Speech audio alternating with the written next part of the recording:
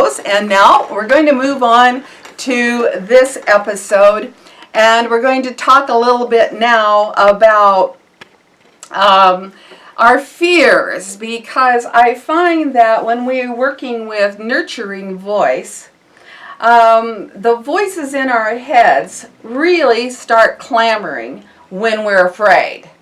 And that has been true for me in this whole renovation projects I've been involved in. I've had to practice nurturing voice very consciously. And it's one of the hardest but most simple things to do. Because when we're frightened and anxious, then the voices talk so loud that you can't hear that other part of yourself. So today we're going to be talking about who's talking, and is it the victim, the critic, the child, the saboteur, or the prostitute? Now, there are a lot of different ways to approach inner dialogue work.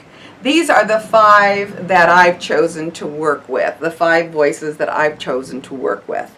And there are 2 others that are going to surface during this work, and that's the challenger and the nurturing voice. But you'll see how those come up as Misha, our guinea pig again for this exercise, how she works through this. And we're going to start her out by thinking of her fears as a child. What happened to you that either had a positive or negative effect on your self-esteem as a kid?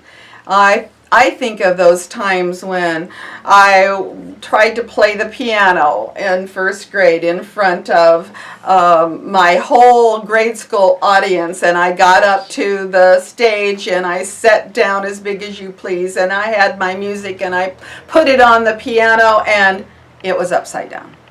So I turned it over, and of course everybody laughed, and I started to play, and I got all just, and I ran off of the stage. Oh no.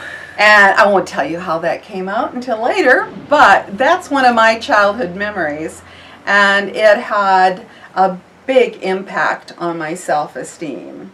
All right? So think of one in your childhood and write a paragraph about it. We're going to go off camera as she does this part of the work and then come back. But I want a paragraph from your childhood.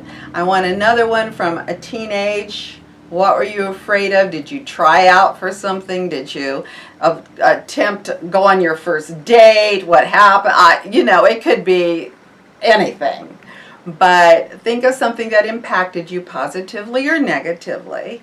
And then as an adult, maybe in planning for this wedding, what are some of the fears that came up? Oh my God, we're going to relive some of those, because those are what you and the audience are going to remember along with Misha as she does this work. So you out there in your workbook, you will find the exercises now that will lead you through this part of it. And just take out sheets of paper if you want to do it that way to create your time frame. Or I've actually given Misha a roll of paper like this that you can almost use as a life scroll and start thinking about those events in childhood, teenage years, and adults, and write them down. All right? So we're going to take a break now, let you do some of the work yourselves. Start thinking of those fears and write a paragraph about each one, and then we'll be back and examine those in depth. Okay? Thanks. Have fun.